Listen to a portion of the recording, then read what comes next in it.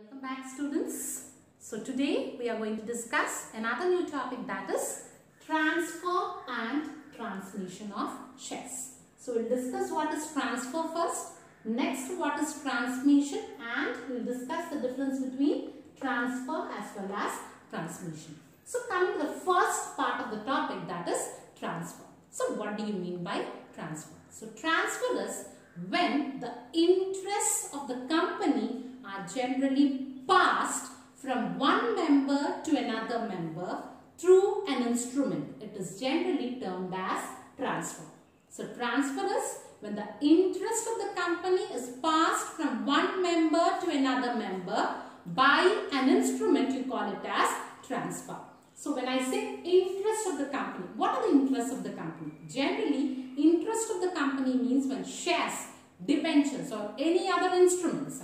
So when shares, debentures or any other instruments of a company are generally transferred from one person to another person, it is generally termed as transfer.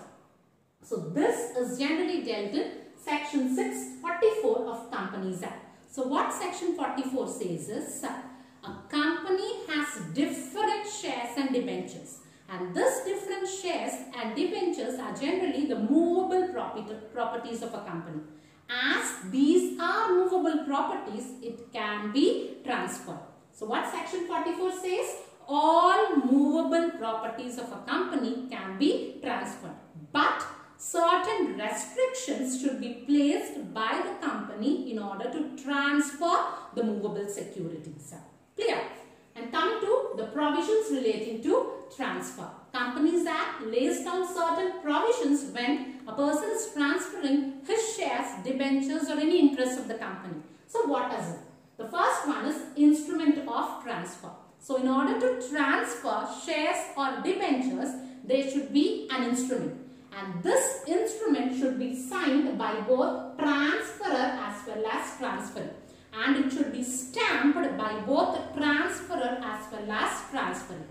Once it is signed and stamped, it should be passed to the registrar within 60 days of execution. That is, before 60 days of execution, the instrument which is signed by both transferor as well as transferee should be passed to the registrar. That is the first provision which is mentioned. And the second one is certificate of transfer. Once the instrument is sent to the registrar of companies, then that instrument should be verified by the registrar of companies within 1 month of date of receipt. That is, when it will receive the instrument, within 1 month of that receipt, it should issue certificate of transfer to the transferee. Okay, that is the second provision. And the third provision is transfer executed by legal representative. So what this provision says is, any transfer made by a legal representative of a deceased member should be considered as a valid transfer. I am repeating it. Any transfer which is made by the legal representative of a deceased member should be considered as a legal transfer and it should be valid. The fourth provision is registration of transfer. So in order to make transfer, application for registration of transfer can be made either by transferor or transferee. So when I say transferor is the person who is transferring the shares. Transferee is the person who is receiving the shares. Okay. So when making an application for transfer, registration of transfer, it can be made either by transferor or transferee. That is the fourth provision. And the last provision is transfer of partly paid shares. That is, if any partly paid shares is to be transferred by the company or any member, then that partly paid shares transfer should be clearly mentioned in the application form. That is, in the application form, the member should clearly state that the transfer is for partly paid up shares. Only then partly paid shares can be transferred. Clear?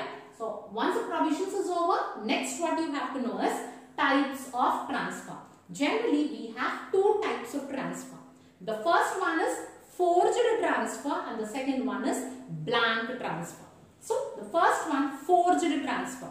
So what is forged transfer is? Generally an instrument of transfer should be signed by the transferor. Only then it will be a legal or valid transfer.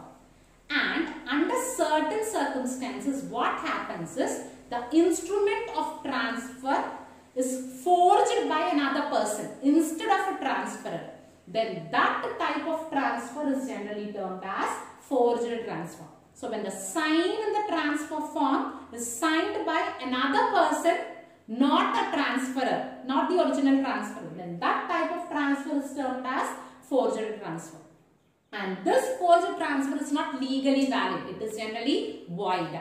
And if any buyer buys this forged transfer without any knowledge, without any information, then if at all he suffers any loss, then the company who has issued that forged transfer has to bear the loss of that buyer. Simultaneously, if any company has bought that forged transfer and the company has suffered any loss, then the person who has sold the shares should bear the loss for the company. Clear? So this is about the two types of transfer. And coming to the next topic, that is transmission. So transmission means when the interests of the company are transferred on the happening of an event. That is when the shares or debentures of a member is transferred on the happening of an event, is passed on the happening of an event, then that is termed as transmission.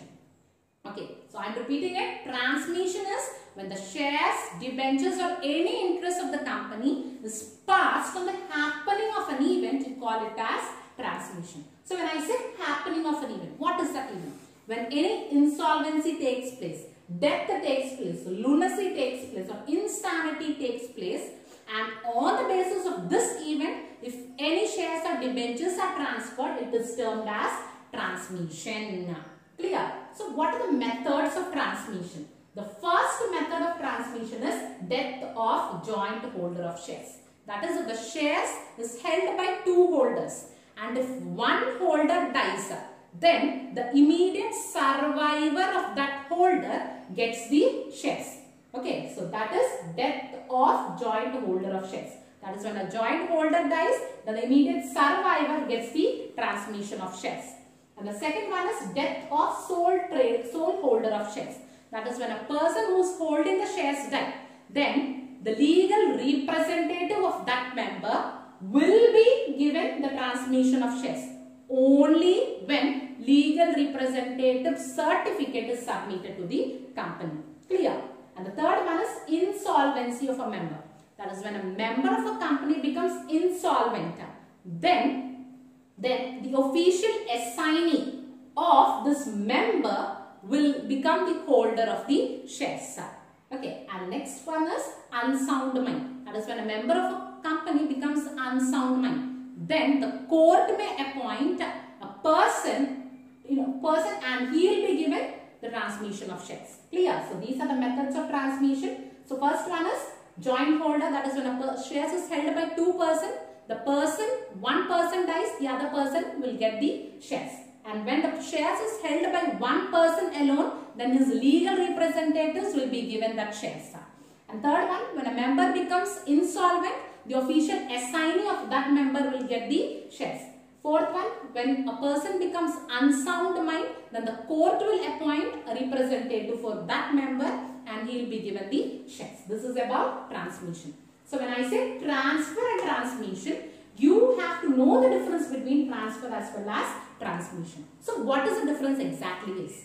The first difference is transfer always takes place voluntarily. That is when a transferor wishes, only then transfer takes place.